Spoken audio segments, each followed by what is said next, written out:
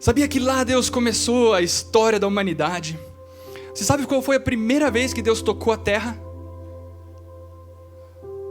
No primeiro dia Deus criou, disse haja luz. No segundo dia Deus fez separação do firmamento. Deus disse haja dia, haja noite, haja sol, haja lua, haja estrelas. Não é assim? Ele sempre estava falando, né? Qual foi a primeira vez que Deus tocou a terra? Foi quando Ele se envolveu pessoalmente para criar você. Essa foi a primeira vez que Deus tocou a terra, assim, ó, a própria criação dele. Deus toca a terra, e Ele toca a terra com um propósito exclusivo: criar essa pele aí, criar esse invólucro. Ele toca a terra e forma você, e Ele se envolve pessoalmente com isso. Ele não só fala, haja vida. Ele gospe no chão, faz uma melequinha e começa a moldar a massinha como as crianças moldam, assim, sabe? Ele se envolve pessoalmente para construir quem você é. Você é uma obra de Deus, mas não uma obra que Ele falou que Ele queria que existisse. Foi uma obra com quem Ele se envolveu pessoalmente. O Criador do universo, aquele que está acima da nuvem, aquele que usa a terra como estrado do pé. Ele ajoelha e cria o homem. Ele cria o homem para ser protagonista da sua própria história. Ele cria o homem para mudar tudo dali para frente. Porque depois do homem, nem Deus seria mais o mesmo. Depois do homem, nem Deus seria mais o mesmo, porque na agenda dele, às 5 da tarde, ele iria conversar com o homem. Esse era o sonho dele. Sentar para tomar um chimarrão, gaúcho. Sentar para tomar um café. E compartilhar a vida e falar sobre estrelas e galáxias e sobre construir coisas. O que o homem poderia ter feito junto com Deus? Seria magnífico. E só que o homem resolveu, ele estava sozinho, Deus cria Eva para acompanhar ele. E aí o homem se põe no banco do carona. Ele deixa de ser protagonista da sua história e ele passa a habitar um trem desgovernado, assim, sabe? Sabe quando você deixa de ser protagonista e você acha que a vida é um trilho, assim, ó, que alguém colocou para você? Muitas pessoas veem sua carreira como um trilho. Elas sentam dentro daquele trem e alguém vai ter que colocar aquele trilho lá na frente. Porque se não tiver trilho, esse trem descarrilha. Precisa alguém determinar o caminho para você. E muitas pessoas são assim, olham sua carreira como um trilho que alguém colocou. Mas esse caminho nunca vai ser o seu. Esse caminho vai ser o que alguém colocou para você. Como foi para Adão. Eva colocou um trilho, Adão sentou no carona e falou, acho que é aqui mesmo. Não tinha trilho depois de lá. Ela tinha colocado só o primeiro quilômetro. Depois daquele quilômetro era precipício, assim. Só que Adão não parou para refletir sobre sua vida. Ele não parou para refletir que ele deveria governar, que ele deveria decidir e tomar suas próprias decisões. Querido, você está tomando as suas próprias decisões? Você está sentado no trem da sua vida? Tem muita gente falando assim, ei, para o mundo que eu quero descer. Você está sentado no protagonista da tua história? Porque Deus olhou para a humanidade e disse, cara, eles estão sentados dentro desse trem. E esse trem acaba o trilho em 2 quilômetros, em 3 quilômetros, em 4 quilômetros. A humanidade toda estava andando como sentado num carro numa estrada escura. Você consegue imaginar uma estrada escura? Então imagina você dirigindo um carro e a estrada está escura. Tudo que você tem é o farol à tua frente. Quanto você consegue ver?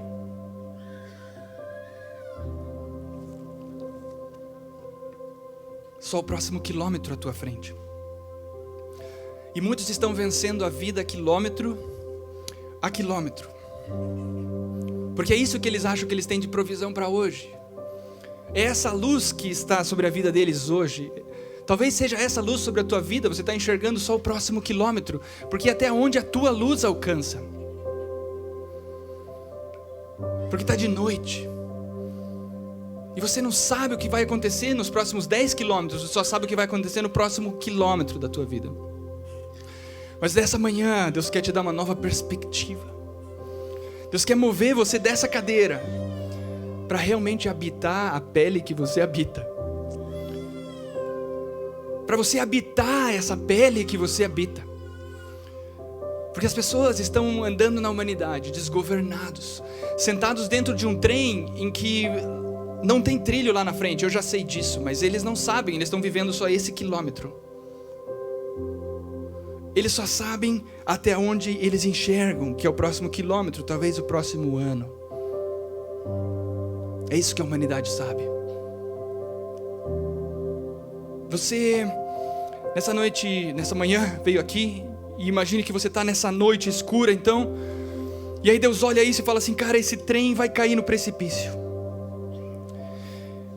Deus pega a areia do tempo assim, e a areia do tempo escorre na mão de Deus. E Deus está olhando, o tempo está acabando. E o trilho deles está acabando. Porque Deus sabe contar os teus dias. A gente que não sabe contar os nossos dias. Deus olha, pega aquela areia do tempo e fala, puxa, está escasso, vai acabar a areia. Vai escorrer o último grão pelo vão da minha mão. E eles precisam que eu faça alguma coisa. Porque eles só enxergam 1 quilômetro à sua frente. E sabe por que eles enxergam 1 quilômetro à frente deles?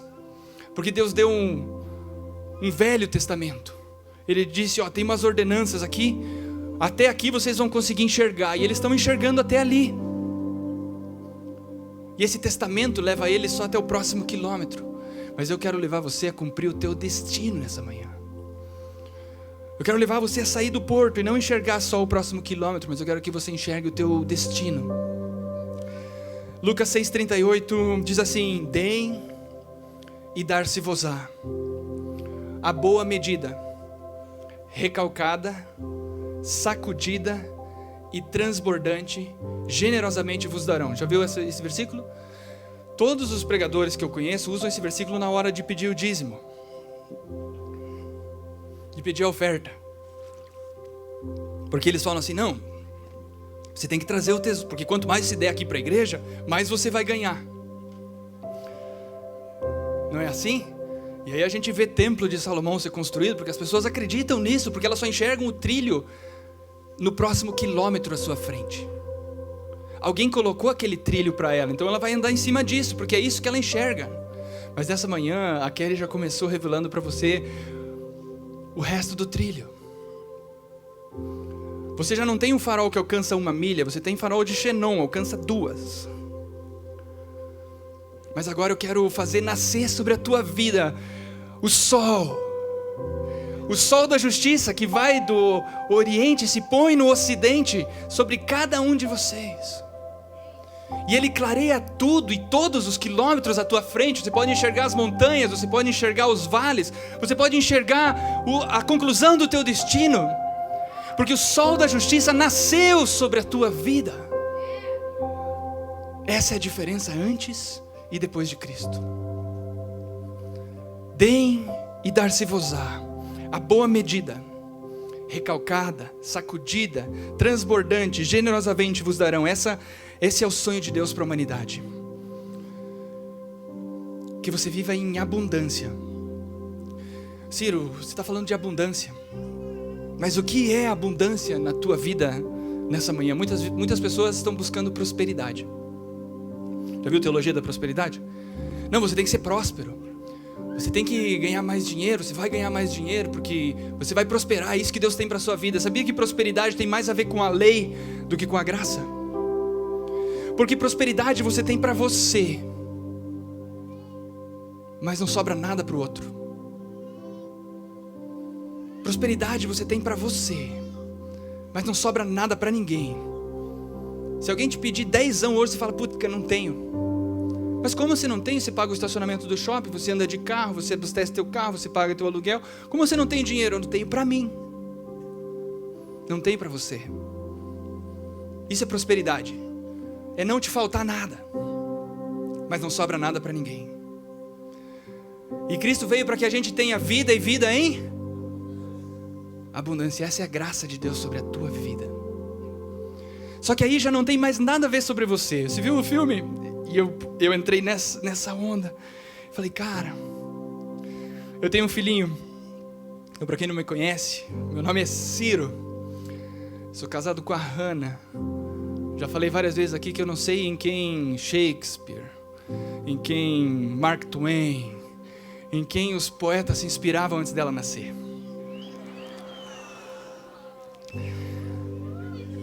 E eu tenho um pequeno herói sentado ali, chamado Gustavo. E outro dia eu empurrava o balanço dele assim. E aí eu tenho em casa um labradorzinho, um cãozinho de 60 quilos. E ele foi no quintal assim e fez aquele serviço, sabe? E eu olhei assim, cara, eu vou ter que tirar ali, senão alguém vai passar com o pneu em cima, vai ficar pior. E aí tava meu cunhado, um amigo, tava nos visitando. Eu falei, cara, só empurra o balanço aqui, ó. Empurra o balanço dele, eu vou ali dar um jeito na obra. Eu chego lá, junto o cocô. A hora que esse meu amigo põe a mão no balanço assim, ó, ele começa a chorar. Deus fala comigo naquele momento. Ele fala, Ciro, você entendeu o que eu estou te falando? Eu falei, não, senhor. Você entende o que eu estou te falando aqui? Por que o Gustavo está chorando?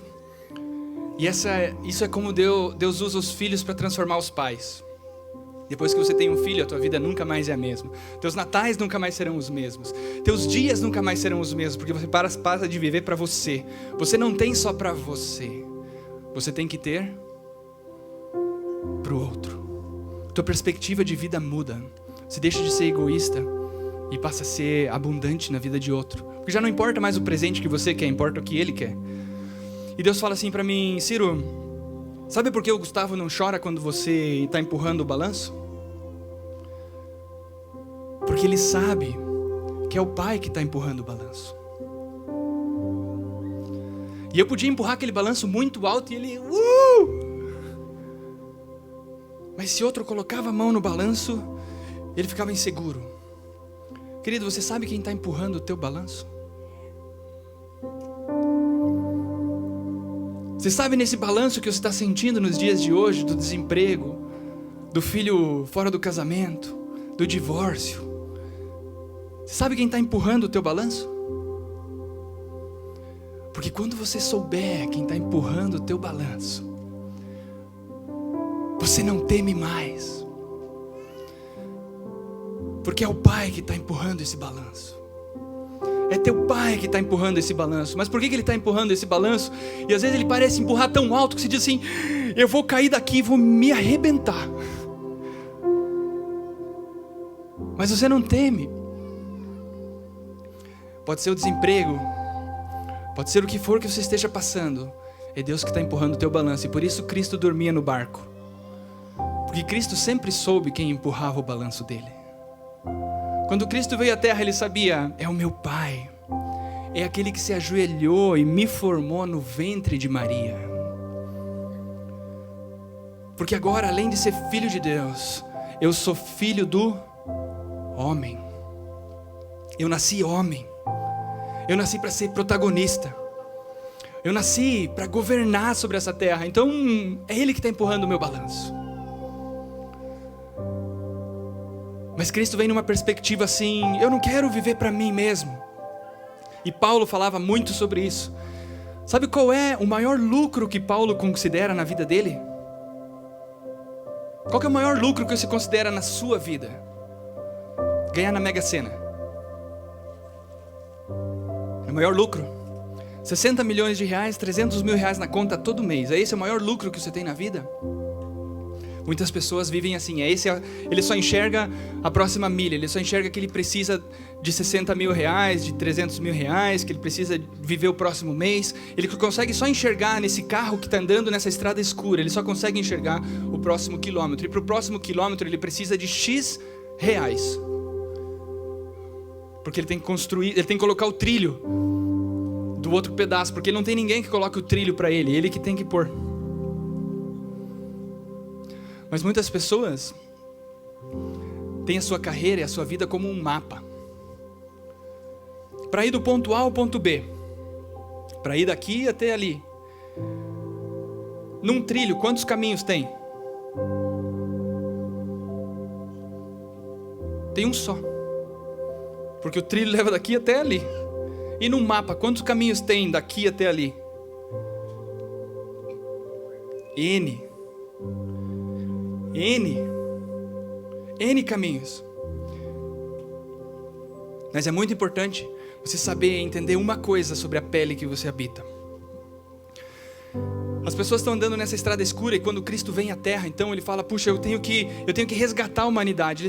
Adão sentou no banco do carona, passou a ser coadjuvante na vida dele, agora ele está morrendo, e ele não tem como sair do banco do carona, porque agora ele precisa de alguém que ponha ele de novo de protagonista. Alguém tem que pegar Adão e colocar ele de maquinista.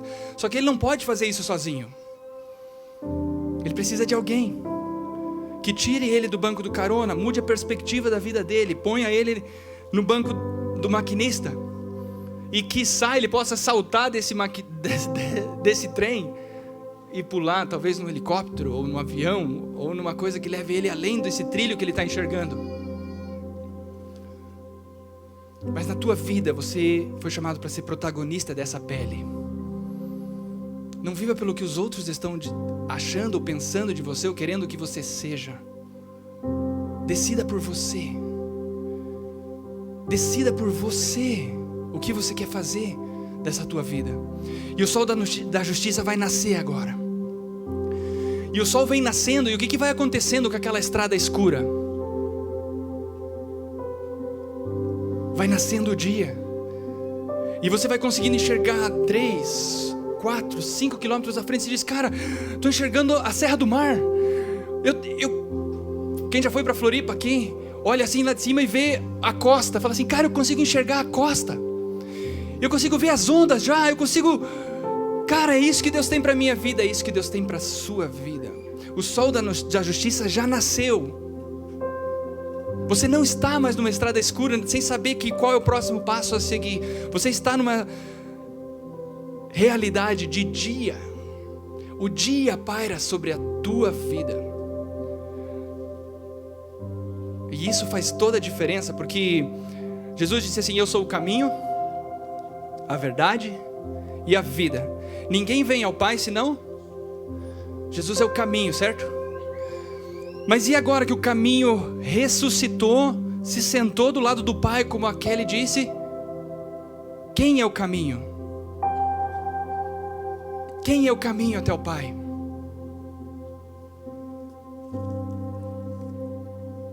Você. Você é o caminho. Você é a verdade. Você é a vida dessa humanidade. Quando eles olham para você, eles estão procurando orientação. Eles estão procurando que nasça sobre a vida deles também o sol da justiça, e que eles consigam enxergar o que você enxerga, porque eles não conseguem ver, porque é como se tivesse um véu sobre os olhos deles. Eles não conseguem enxergar os próximos 2 quilômetros, eles só conseguem enxergar o quilômetro à frente. Quando Cristo morreu, ele rasga o véu, não diz assim? Teve um tremor de terra lá, o templo tremeu e o véu rasgou. Quando o véu rasgou, esse véu é o símbolo da separação entre Deus e o homem, que ninguém podia entrar no santíssimo lugar se não tivesse completamente santo. Ele morria, ou seja, o trilho acabava. Se ele entrasse na presença de Deus, o trem dele desgovernava. Agora imagina que Deus diz assim: cara, eu vou mudar isso para sempre, porque eu vou rasgar esse véu, eu vou fazer o sol da justiça nascer. E a hora que o sol da justiça nascer, não tem mais nada a ver com eles chegarem à minha presença e para entrar num lugarzinho, numa salinha, num recôncavo do céu, escondido em algum lugar. Você não entra mais na presença de Deus. Deus entrou na tua presença. Deus entrou dentro da pele que você habita, porque Deus saiu daquele lugar e agora justificou consigo o mundo inteiro, e agora você tem o sol da justiça dentro de você. Mas recebereis poder ao descer sobre vós o Espírito Santo, e sereis minhas testemunhas. O que uma testemunha fala? Esse aqui é o caminho, vem comigo, me dá a mão aqui, eu te mostro o caminho. Cara, você é o caminho, você está me ajudando a chegar no Pai, você é o caminho. Daqui para frente, você não pode mais olhar para você mesmo como um ser associado inferior, como o verminho de Jacó que está lá escondido e que está tentando entrar na presença de um Deus que não pode te atender porque você pecou, porque você tem filho fora do casamento, porque você bebeu ou porque você fez alguma coisa de errado. Deus não está olhando mais os teus erros, Deus está olhando os teus acertos. Ele está preocupado que você conclua o teu destino. Ele está preocupado em te dar provisão, não para hoje. Ele está preocupado em te dar provisão para o resto da sua vida. E o sol vai nascer todo dia sobre a tua vida. Essa é a promessa dele. O sol vai nascer e vai tornar a nascer. Ele vai nascer e vai tornar a nascer até que você se levante como protagonista. Até que você que está dormindo no banco do carona se levante e diga: deixa eu dirigir essa vida aqui. Deixa eu fazer o que tem que ser feito. Deixa eu mostrar o caminho. Então as pessoas olham para você. E é engraçado isso, e elas procuram orientação. E muitas pessoas estão procurando orientação aqui. Eles fazem curso e procuram um trilho de carreira. Eles procuram alguma coisa aqui. Eles estão procurando se orientar olhando para o chão. Eles só conseguem enxergar. Se você andar assim, ó, você vai enxergar no máximo 2 metros à sua frente, certo? Você precisa levantar a tua cabeça. Todos os navegadores sabem que a orientação está nas estrelas. Todos os navegadores sabem que você precisa de uma bússola, você precisa para saber para onde você vai. Você não pode ficar de cabeça baixa, procurando aqui nas circunstâncias e aonde está tudo meio tumultuado. Você diz: eu não consigo enxergar. Mas Deus quer que você levante os teus olhos e veja o sol da justiça. E daí não sou eu falando com você, é Ele falando para você. Viva, porque o sol nasce sobre justos e sobre injustos todo dia. Porque Deus justificou consigo mesmo o mundo, e Ele não olha mais os homens pelas suas transgressões. Ele olha para eles e diz: eu quero te mostrar o caminho. Então não está faltando recurso, não está faltando água no planeta. Todo mundo diz: estamos com uma crise hídrica. 90% do teu corpo é água. 70% da terra é oceano. Não é água que falta, falta acesso. Diz que a gente tem uma crise energética porque não dá para tanta energia para tanta população que tem. Mas está faltando energia? Não. A gente é inundado por 300 bilhões de quilojoules de energia todo dia. Só que a gente não tem acesso a ela. E as pessoas precisam de acesso. Você é o acesso. Você nasceu para habitar essa pele e esse tempo, para mostrar o acesso, para dizer para elas: não é mais a respeito do que você faz, é tudo a respeito do que Ele fez. E agora você pode levantar dessa cadeira e sair no mundo inteiro dizendo assim: cara, não faz sentido você ir à igreja, eu quero te mostrar o caminho que te leva à vida. Como assim? Porque se você chegar para ela e falar assim: cara, eu quero te apresentar Jesus, eles vão dizer um monte de perguntas. Eles vão dizer: mas por que Jesus? Não tem Maomé, não tem Buda, não tem não sei o quê. Eles vão ter um monte de pergunta para você. Se você falar assim: cara, você tem que seguir Jesus. Mas agora, se você apresentar para eles um caminho, uma verdade, uma fé, uma salvação, fatalmente eles vão encontrar quem? Jesus. Não fale do Jesus que você tem, fale do caminho que você tem. Fale do caminho que você é. Fale como você tem manifestado isso sobre a terra. E isso tem tudo a ver com dar, porque daí você perde a tua perspectiva de receber. Porque você não tem para você esse caminho, você tem esse caminho para o outro. Quando você é pai, você entende isso. Você entende que não é mais a respeito de você e dos teus desejos egoístas, é a respeito dele. E aí você passa a viver uma nova perspectiva de vida. Você passa a viver num plano mais elevado. Você consegue enxergar as montanhas e os vales. Você pode dizer: cara, é por aqui, ó. Porque as pessoas, sabe o que elas precisam de hoje? De alguém que se levante e diga: esse aqui é o caminho. Qualquer um pode pilotar um navio. Qualquer um vai lá e manobra ele no porto, assim, ó. Mas a hora que você está no grande oceano, você olha para o lado e lá olha para o outro. Você precisa do quê? orientação. Porque lá, eu digo para você, tá bom, pega esse navio daqui e leva para a África. Você manobra ele no porto, sai faceiro, eu navego o navio. Só que aí é o ermo. É o ermo, assim, você olha para lá, cara, como é que eu chego na África? Precisa de um comandante, precisa de um líder para dizer, esse é o caminho. Você pega esse caminho aqui, ó. E aí a pessoa chega na África com aquele navio. E aquele navio está carregado de suprimentos, está carregado de mantimento para cumprir não só aquele mês, mas muitas vezes um navio carregado cumpre o propósito de uma nação inteira, por um ano inteiro. Muitas empresas estão esperando aquela carga, porque aquela carga não vai dar suprimento deles para aquele dia. A carga que eles estão esperando vai dar suprimento para o ano inteiro. E é isso que Deus tem sobre a tua vida. Deus quer dar provisão, não para você cumprir o dia de hoje, o mês de hoje, o ano de hoje. 2016 está acabando, mas Deus está te dando provisão para você cumprir o teu propósito.